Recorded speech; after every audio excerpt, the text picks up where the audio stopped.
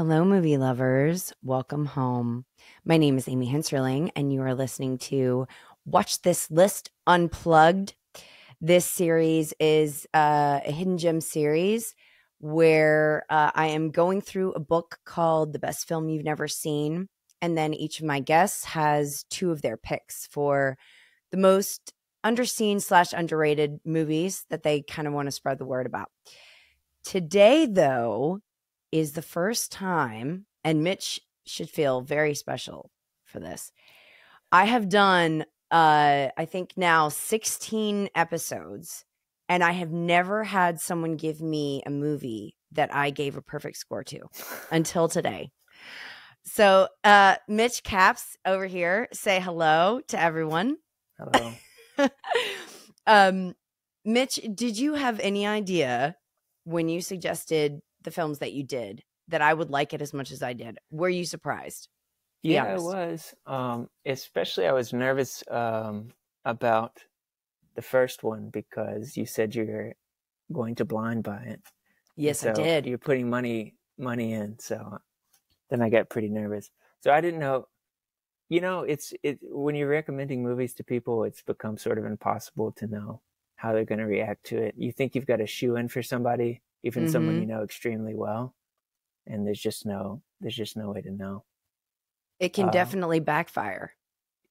Yeah, and so I'm really pleased that you gave a perfect score, and I was shocked and delighted. I would think that you would be shocked.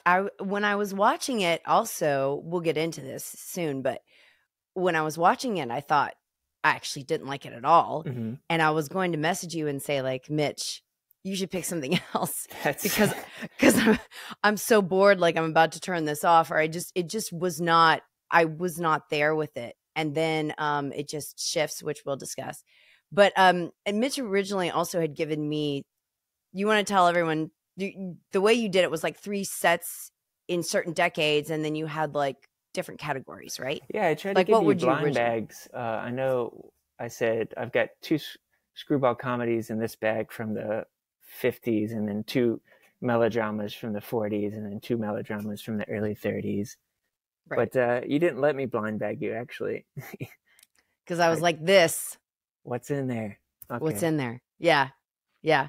So you were just going to reveal it later. Like, you weren't going to let me know the titles, basically.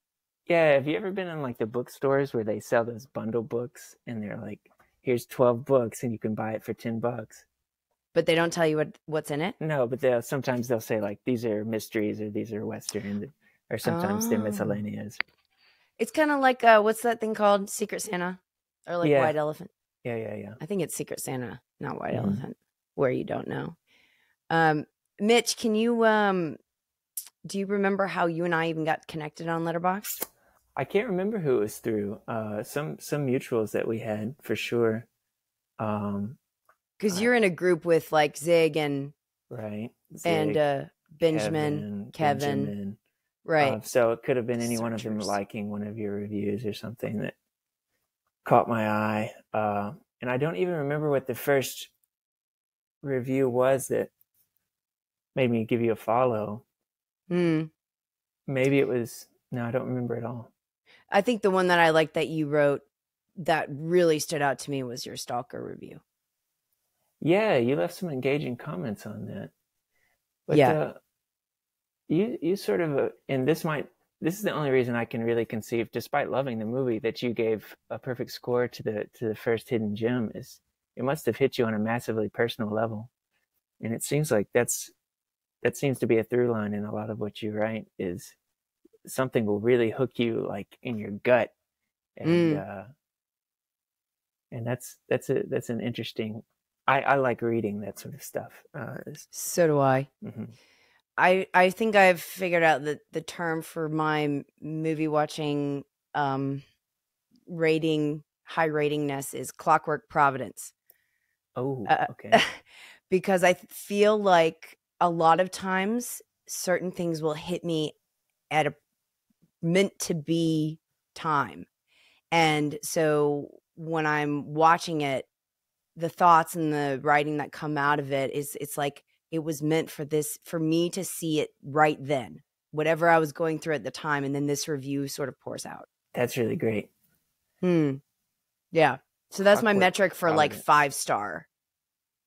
Yeah, but I think mine's something like that too. When I give a 5-star, it has to be something that sort of reshaped me personally, caused a sort of shift, or just really, I just identified with it in a way that's like you're talking about, kind of karmic or kismetic or transcendent. Transcendent. Mm-hmm.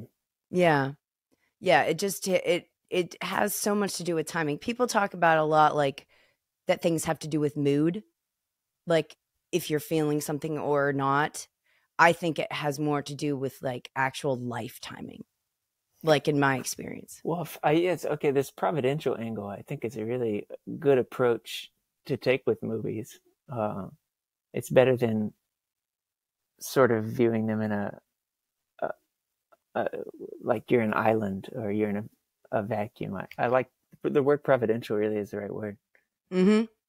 Right, because it's got that, well, it's a theological term, but it also has that sort of serendipity quality to it, where it's like when you sit down to do it, it's not random. Like you didn't choose. A lot of times I think we watch movies very randomly because our watch lists are so gigantic. So if something pops out at you and you sit down to watch it, you think that that's random, but I actually don't. Yeah, that's sort of, that makes you want to put in the little extra personal details too. To let me set the scene for you for how I arrived at this movie, and maybe it'll color a little bit more why it's so meaningful to me. Exactly. Yeah. So, but I'm more interested in why you picked these. So let's start right away. We're going to go with No Time for Comedy, which both of your movies ended up being in 1940, exactly 1940. Directed by William Keighley, starring Jimmy Stewart and Roz Russell. Tell us, if you had to describe this movie to somebody who hasn't seen it, tell us what it's about. Okay, well, I did call it a melodrama, which kind of showed its hand a little. I might not should have done that when I was pitching it to you, but I do think it is that. It turns into that. But the way that I would probably describe it to someone, and I don't have a good understanding of how many people this would be meaningful to even, but I would say it's a very TCM movie. Like when I think of Turner Classic Movies, this is kind of what I think of. And I think they want you to connect the vibe of this movie to them when I consider the way they marketed themselves in the late 90s and early 2000s. A very New York City movie, very kind of like, I don't know, upper class, kind of like,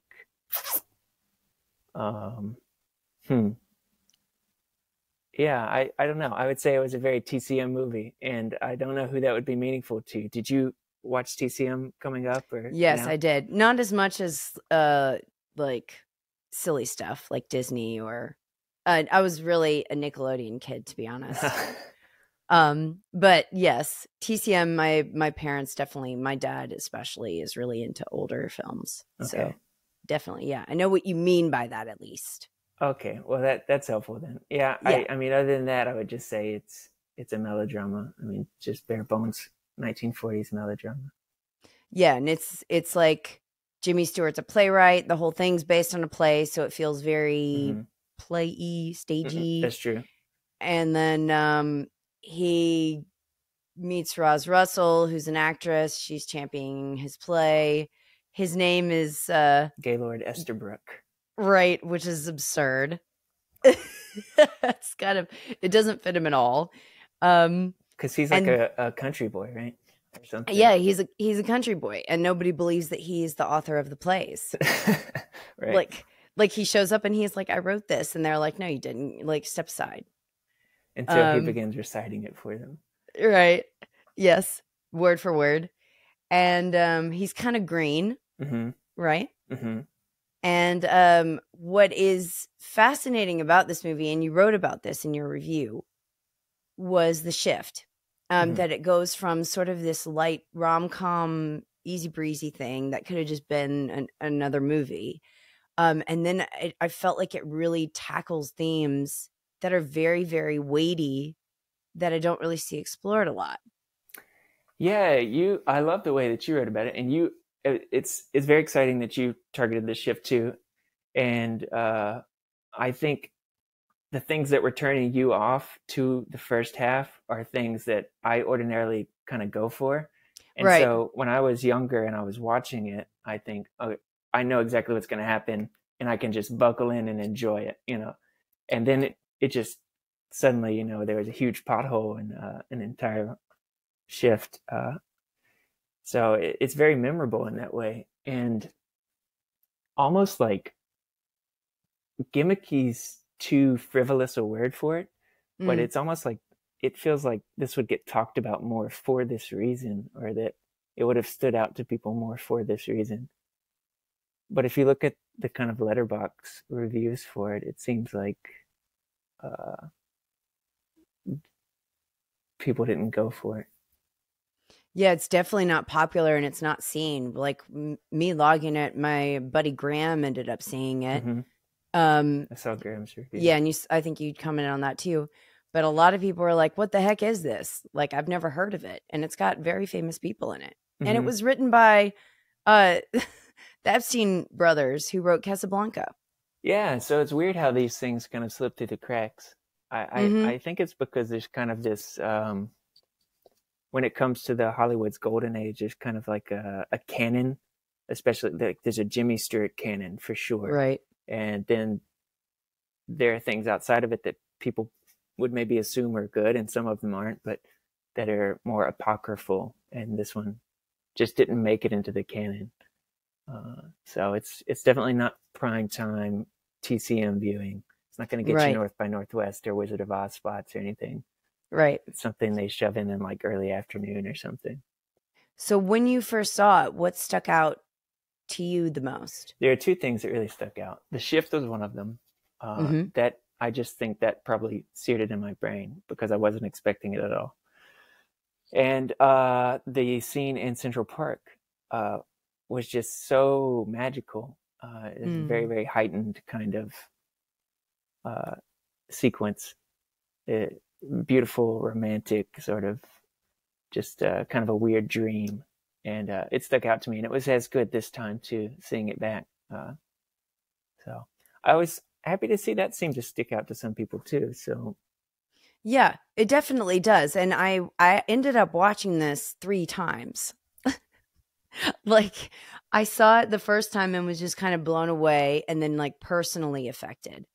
And then I watched it again just to make sure that my initial impressions were, I don't know what they were. And then I showed it to my parents, and my dad was like, "Oh, it's just so charming and lovely." Had neither of them seen it? No, they'd never even heard of it. Yes. That's amazing. And Dad couldn't believe that it was tackling the subject. So what happens is, I'm normally not for spoilers at all, but I have to describe the shift at least, because we can't really talk about it without sort of getting into that. But it's kind of this light, airy, breezy thing. And then Jimmy Stewart's character basically has an affair of sorts with his muse, who is more inspiring to him because he's got writer's block than his wife.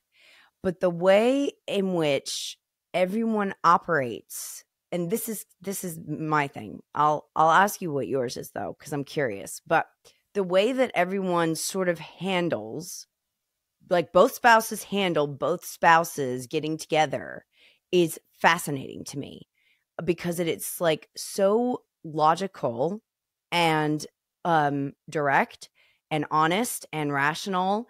Nobody gets really excitable that much except the maid.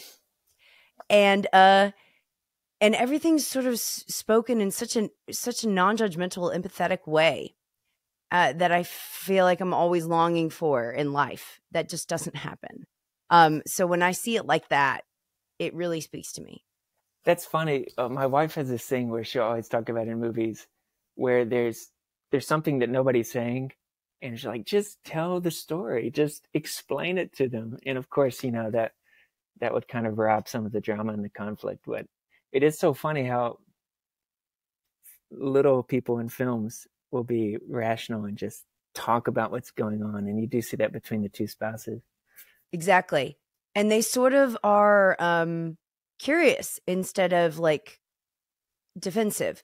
Like there's this spirit of like, well, what do you need? What am I not giving you? How can I give it to you? Does it need to come from somewhere else? There's like everyone has this like degree of self confidence that they can handle even a proposition existing. That's I like what you're saying, but you know, Linda, Rosalind plays this so well that she's kind of like, she's playing it as it lays, and she's being very careful, and she sees like it's a very fragile situation, and she doesn't want to push him too much, and she doesn't want to totally ignore it. And so she's just very, very carefully like playing her hand as it goes. And I think she portrays that really well. You can kind of see the gears turning. She's like, okay, I've learned this new piece of information. I'm not going to freak out, but I'm going to try to address it, learn some more, enter the situation when it feels like it's necessary. She was so good as a character and as an actress there. Yeah, it's so mature. It's like a level of detachment, but also that really cares because she loves him, and it's clear. So it's not as though she'd be unaffected, but she is like very generous in spirit about it. Like she wants him to succeed. She wants to figure out like why he has writer's block, what's missing. And then she's got this thing about the country boy, like getting back to who he is. So it's like I feel like they address like imposter syndrome, where we're all kind of like feel like we're not exactly who we come across to be. They're talking about like infidelity, but they're also talking about what is an artist? Because you wrote about this too. Like, do you need to have experienced a certain society in order to write about it accurately? That's another question. Like about art in general. How much experience do you personally need? Yeah, that's right. And he talks about earlier how, you know, everything he's learned is from a book. You know, he doesn't recognize the chocolate mousse, and he kind of laments that. And he the imposter syndrome. Now, this is where you feel like everybody's going to find you out and realize that you're not who you say you are. Is that what? Right. Okay. Or like you feel phony, even though like artists, especially, or like writers, you just feel like if you get any sort of success, that somebody's going to figure out that you really don't know what you're talking about, or there's just this sense of insecurity that I feel like Jimmy Stewart sort of wrestles with when he can't write anymore. So yeah, you were talking about how there's a lot of kind of heavy subject matter in the second half, and I was kind of surprised when I think you listed in your review addiction. Yeah, because the alcoholism. Yeah, it didn't really occur to me, but when you brought that up, I was like, yeah. And the funny thing is, when he gets drunk on opening night of his first play, he gets like the 7 champagnes or whatever. And it's like, oh, haha, this is so funny. Because so often in movies, it's like drunkenness, that's hilarious, you know, lining them up and knocking them down. It's a gag. But it does drift over into the second half when things take a shift, and it's still there, and it's something that's driving his poor behavior. And yeah, that I was glad you pointed that out. I didn't think about it really. Well, and she didn't know where he was at any given time because he was at a bar. And they had a list of bars that he might be her whole log. Yeah. I mean, and I was like, what is this movie? I mean, just think about like what a creative way to like demonstrate these things without even sort of saying it. That's good. That's good that you picked up on that. It's really good. Yeah. And he when he walks in sober, they're like shocked because obviously he's got. That's another thing that you could talk about too, is like the merge or the connection between having having a what do I want to call that? It's not fake because you experience it, but like a high that you don't produce yourself. Okay. Like a manufactured high in order to be creative. That's the same question they're asking about the muse. Does he have to have a muse for inspiration? Because it's clearly not just coming from within. Yeah, that's hard. Well, you know, it's hard to, when you're saying that, I'm thinking out loud, just where was he even getting his inspiration to begin with? What was it that led him to create something that people really loved. I guess it was just sort of a genuineness, and maybe really people were not duped like by his impression of high society, but they liked seeing an outsider's impression of high society. It was funny to them in a comedy, uh, and so it's, where is he getting his inspiration from anyway? Because I think, I don't know if anyone can really ever go without a muse of some kind. I agree. So he tries to like say, well, maybe the alcohol will keep it cranking, or maybe my wife will keep it cranking, and he just keeps like grasping for something, and instead of kind of, I don't know what the instead of would be the ideal way to do it, really.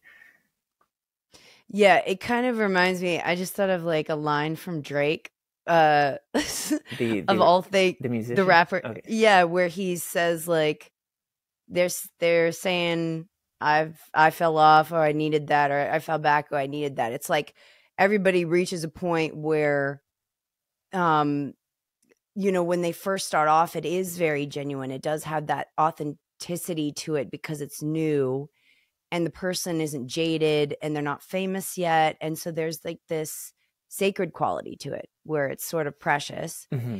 But then the more that you get exposed, the more people that are watching, there's this pressure. You can change your material because you're trying to impress, whereas at the beginning you're doing it for yourself. So I think the point of the movie is that you have to do what you love for your own fulfillment. Okay, maybe, yeah.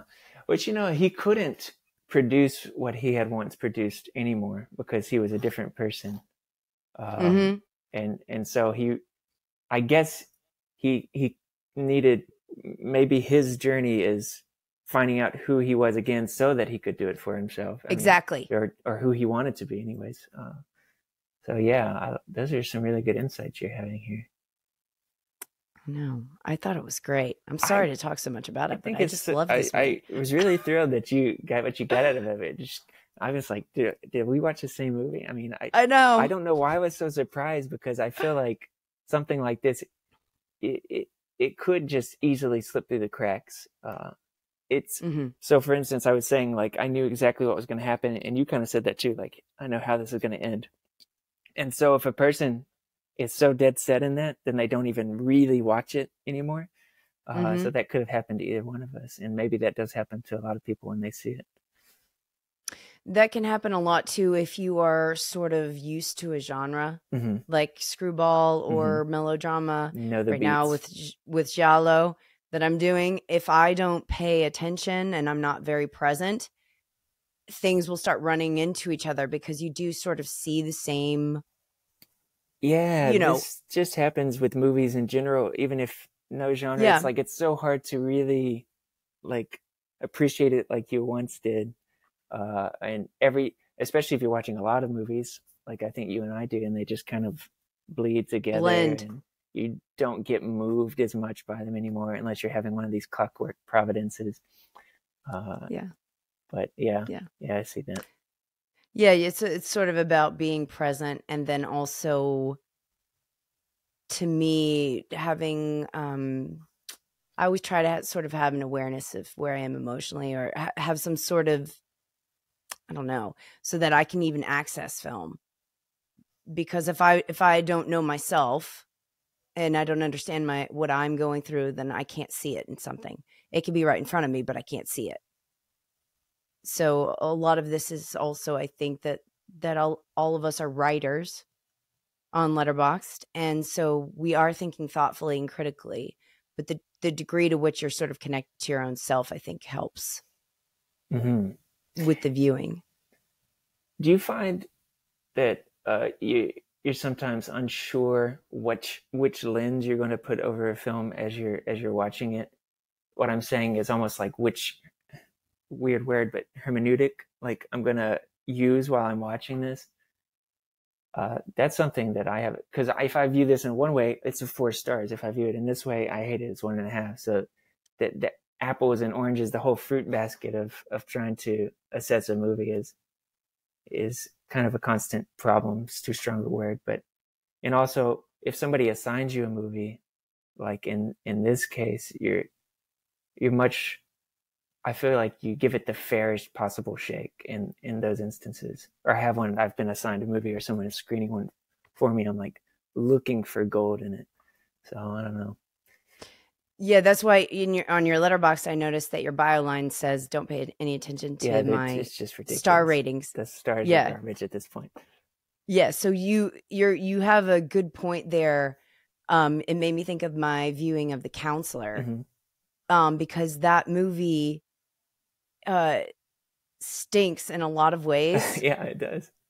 But the thing that I latched onto was so powerful to me, and it was one aspect literally that enabled me to see a truth about myself that it was like a 4.5 for me, and I'll never forget it. So it's like, how do you measure those sorts of things? Because you want to be fair, like technically, but then you also want to reflect your own experience. Yeah, even if you look at it in a very objective way, there are several different objective lenses. You can, like, if I'm talking about craft, if I like cinematography or story, or there's so many different objective lenses you can put over something that would affect it. So if I would never get like, how could you give this 5 stars? I mean, it would just never cross my mind, because I mean, it would be a very, very limited pool of movies that I would just be flabbergasted by, because you got to think there's some reason or some metric that they've applied that's brought it to this,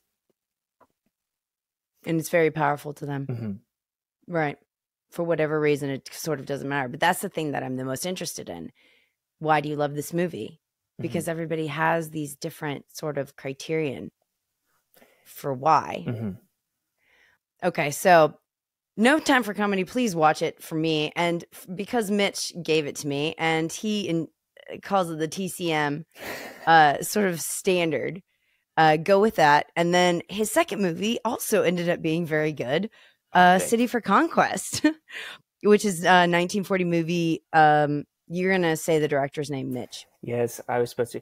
Actually, there's 2 directors, but only one is credited, Anatole Litvak. Anatoly, that's good for me. I don't know. And the second one's equally hard to pronounce. So I know. I noticed that, and it was uncredited, so I didn't write it down. But Anatoly Litvak sounds right. Starring James Cagney, and this was also definitely a hidden gem. Set it up for us. What's it about? So it's kind of a love letter to New York City. It's also kind of just about as pure a romance film as you're liable to find. It's a tinge of sports drama. It's a tinge of gangster movie. So it's the whole package, and also a very TCM movie. What brought you to this? Like, how did you see it? On Turner Classic Movies, like the other one. It was on in the daytime, and I watched it. And in this case, I liked it so much that I ended up buying it. Which I don't have a big physical media collection. I thought I might still have it, but I think it got cut when I was in starving college days, like to a used bookstore or something. Got some change for it. But yeah, that's how I saw it on Turner Classic. What is the thing that stuck out to you about it? Was it just the love story angle, or what felt unique to you? I was like a teenager when I was watching it, and so the protagonist, Danny, played by James Cagney, he kind of has this like white knuckle devotion to this neighborhood girl he grew up with, played by Ann Sheridan. Her name's Peggy in the movie. Peggy. And you know, his beat is like, she's my girl, and like, you're my girl, and like he never budges from that, and everything that he does is colored by that, and it doesn't just happen in his romance with her, but like through all of in his neighborhood, the friends that he grew up with, he just has like this pure devotion to them, and supports them in any way that he can, self-sacrificially. And so I think to my teenage mind, I was like, this is a guy I want to be like, you know, this is a guy I want to be like. And so that's probably why it's stuck in my brain. But it's one of those two. I have a short list of movies that I want to screen for my wife, and it was like on there, and I guess just because it's a nice romance movie, but that's it. I've kind of carried it with me for a long time. So I'm glad that this was a good place to revisit it. Yeah, not a lot of people have seen it. Mm-hmm. It is a very, very New York movie for sure. And it's got a sweetness to it, but also I felt like the script, just like your other one, just like No Time for Comedy, was quite truthful. Um like they don't really sugarcoat anything, and it's a very, I don't know, all the characters I feel like just speak so directly and from the heart and like react very sincerely, and the script has sort of an understanding of human dynamics in a deep way. Yeah, I love that you said that the way you said it, because uh, they don't sugarcoat it, and yet it's still sweet. That's the Yes. whole thing. It's sometimes it's very tempting to just write movies like this off as schmaltz and say that's sentimental, that's hokey. But this is actually a way that a person can be, and these are actually ways that people can speak to each other. Mm. And it's very easy to let cynicism push that aside. But yeah, I think there is a lot of truth to it. I'm really glad you said that. Yeah, and I think, Mitch, too, what's interesting is that, it's got this sort of La La Land thing going on where it's like, yes, they're in love, but they have passions as well. And she's kind of like, well, yeah, I love you and I'll wait for you and stuff. And like, I'm your girl, but also like, I want to be a dancer. Mm-hmm. And that sort of threatens their equilibrium Mm-hmm. because she's going to go off and do this. And there's other men involved. And he's like, okay, he's kind of jealous, but then she's like, don't you have anything that you love that you want to do? And he's like, well, I'd do anything for you, Peggy. She's like, no, but I want you to do it for you. Mm-hmm. So it's got that sort of aspect to it that I think is also really deep and Yeah, a lot of couples deal with. that's sort of complex, and La La Land is kind of the appropriate thing to bring up there, because so I can understand a certain discomfort on Peggy's part. He's like, my passion is you, like you're the whole thing for me. Right. I Right. can understand why she would be like, no, I want you to like have your own personhood, that's not just totally wrapped up in me. And I think he ultimately does. In this case, so it's very easy to imagine a version of this movie where the passions that they have are like the centerpiece. But in this Mm-hmm. case, the way they pitch it's like, I think at one part they say about Peggy, a character says, like the applause is the applause and the lights. This vision of fame and fortune it completely like obscures you, despite the fact that she really cares for you. And so in this case, it's like you can have a passion that destroys you, or you can have a passion that like brings you to your best self. And it depends on which movie you're making. Well, and you can also have one that ruins your relationship Mm-hmm. and separates you, or you can have one where it's like this mutual feeling of both people wanting the person to be That's themselves, right. Yeah. whatever that is. And so even if it separates them for a time, that's what they want for each That's other. right. Right. So you, the great thing that they do is, well, you have Peggy, and he encourages her dancing the whole time. Like he helps her. I think he funds some of her lessons, and like he's always encouraging her in it. And he does the same thing with his brother, uh, with his music. And Peggy, I I think that they try to spin it where she kind of gets lost in what's unimportant about her passion, and conversely, like his brother, he sees that same opportunity to play his little jigs and get the money, but Danny in the end says, no, you got to play from your heart, like what's really you, and like the reason is higher than what you can get out of it. And so there's that little story too, where if you follow your passion for the wrong reasons, then it can be destructive. But if you and cause you to push the people you love away, but if you follow it for the right reasons, then uh, it's more meaningful. it's really back to the authenticity bit Mm-hmm. where it's the same with Jimmy Stewart's character.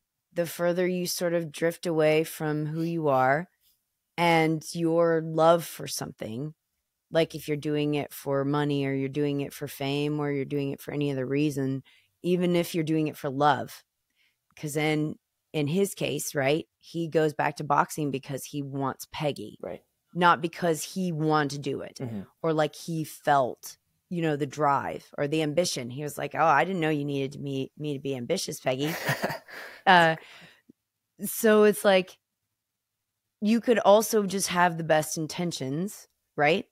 And it could go awry because passion is such a tricky thing because people can always tell when something's off about it.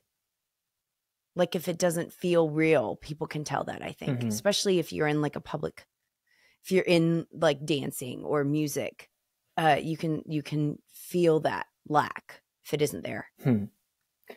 Yeah, it's fun that you bring up the serendipity between the two movies, which was unintentional. But my favorite piece of serendipity is that in No Time for Comedy, you have the cab driver from It's a Wonderful Life playing a cab driver. Yes, Ernie. And in City for Conquest, you have the police officer from It's a Wonderful Life playing a police officer. Bert. So that was fun. Yeah, playing it. You're right. And I think Ernie, the guy who's Ernie in It's a Wonderful Life, is also in City for Conquest. Oh, is that right? No, is he the buddy? He was in it too. Is he the manager buddy? No, I can't remember what part he played, but I saw him. That's cool. I didn't catch that. Those two are in a lot of movies together, though. Great character actors. Now, Ward Bond's name I can remember, but I can't remember that. Yeah, I can't remember Ernie's. Too bad. Yeah, Ward Bond, and then never make it on TCM. Uncle Billy. What's his real name? He's in a lot of movies. Oh too. Yeah, his name really Thomas Mitchell. Okay, because he's in like no. But I just was thinking great like that's another great character actor that I see often, like that great movie about the older people that's based on Tokyo Story. Make Way for Tomorrow. Is he in that? Yeah, that's he's one of the son. He's the son. To finally get around to that. Oh man, Make Way for Tomorrow. So how does it compare to Tokyo Story? Equal footing? I prefer it much. I much prefer it, but I wasn't a huge fan of Tokyo Story when I first saw it. It was my first Ozu. Mine too, but I was crazy about it. But did you see Make Way for Tomorrow first? No, I saw Tokyo Story first. I actually didn't know that Make Way was based on it. And then saw that. That was a Criterion blind buy because I couldn't stream it. I couldn't find it anywhere. Oh, yeah, and then I cried my eyes out. That's the movie where Orson Welles famously... Orson Welles loved Make Way for Tomorrow, and he told Peter Bogdanovich that movie could make a stone cry. I've always remembered that. So basically, like you are just like otherworldly if you don't cry. You even a person with a heart of stone would cry. Challenge accepted. Yeah, so try to hold it in and see if you can succeed. But yeah, City for Conquest is just great. It's also very punchy. The dialogue it's like say like what you talking to my girl. That's like right. There's a lot of like you said, sort of mafia. Which I read inexplicably that this was included in like a TCM releases, like the 4-pack DVDs. It was like in a gangster collection, and that's like there's a shred of that in there, but it's definitely not one I would put in that box set. I guess it's just because of Cagney. Or maybe what's the name of the guy that she's dancing with? I'm so sorry. I'm just like blanking out on all this stuff. I can't remember his name in the movie for some reason, but it's Anthony Quinn. Anthony Quinn. Yeah, Anthony Quinn is sort of a mafioso type. Oh, yeah. Well, really, I was thinking of the Googie character that Elia Kazan does. Oh, yeah. Because I think he's in with some bad customers, but it's not ever really explicit. Yeah. Anthony Quinn is just a great presence, I think. He was awesome in that role. He just kind of has that menacing charm that you want in like a Disney villain role or something. It kind of reminds me of Raymond Burr. I just saw him in Raw Deal. Oh, nice. And he's very like towering. You know, it's like seems like a larger than life person that you just don't want to mess with at all, and you don't want to piss off. Why am I having trouble visualizing this guy's face? Raymond Burr. Raymond Burr. He was the bad guy in Rear Window, but that was when he was much older. He was the famous lawyer detective Perry Mason, right? Perry Mason. Okay, cool. Yeah. So all these things just sort of like go together after a certain point. But definitely these I don't normally get to like wholeheartedly endorse every single movie. So this is really a pleasure and a privilege for me to just like personally be like, I loved these movies and everybody should watch them. That's exciting. No Time for Comedy and City for Conquest. The last thing I have to say, and I'm just going to briefly mention this unless Mitch wants to discuss it.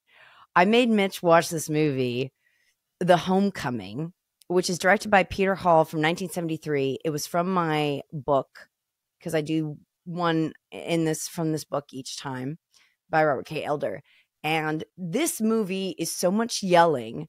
It's a British film written by Harold Pinter, which is a play that he wrote, starring Ian Holm. And it's just like super unpleasant. And I was like, I don't even know if I can put this on Watch This List because I don't really want to say watch it. But you liked it a lot more than I did. Like is again not exactly the right word for it, but It was engaging. It's like a challenge. I really want to get to the bottom of this, and I've never had any exposure to Pinter. But I love very, very play movies that are like clearly were a play, and this is that. And I mean, it's pretty aggressively disturbing, but maybe not in the way you would think. I mean, it's a yelling movie, like you said. It's a yelling movie, and it's a family drama, and it's just so British. Yeah, like it's just like you gotta sort of. There's no way that an American could have written it. That's how I feel. It's on YouTube too. Oh, was it? Okay. But so it's easy to get if you want to watch it, and it's a tough nut to crack. Well said, Mitch. Well said. What is another example of a film that's very play? 12 Angry Men is the first one that comes to mind. Okay. Like, this was a play. It's in one room, obviously. And I love that stuff. I like that it's very dialogue heavy. It's like very dependent on the dialogue. But it was also, I mean, this happens a lot in movies, but a certain type of, not surrealism, but absurdism kind of that is just pops up and plays a lot. So combination of a lot of things. I agree with you though. Who's Afraid of Virginia Woolf is based on a play too. And that's clearly, very claustrophobic. Yeah, very, very clearly a play. Right. You've got that sort of kinetic energy and the claustrophobia. And the music to the dialogue. It's not necessarily totally realistic, but it's rising and falling. It's instrumentation. It's really good. So it even does have that, but it's cacophonous and it's off-putting. But I still really want to think about it. Yeah. It's food for thought. Well, everybody follow Mitch Capps, Capps. He's a great writer. And I had a feeling that our conversation today was going to be sort of intellectual and calm. So I'm glad that we got into some deep stuff, but I'm not surprised, Mitch, because you're a deep dude. I enjoyed it. Thanks for this. Yes, thank you for being on, and we will see you at the movies.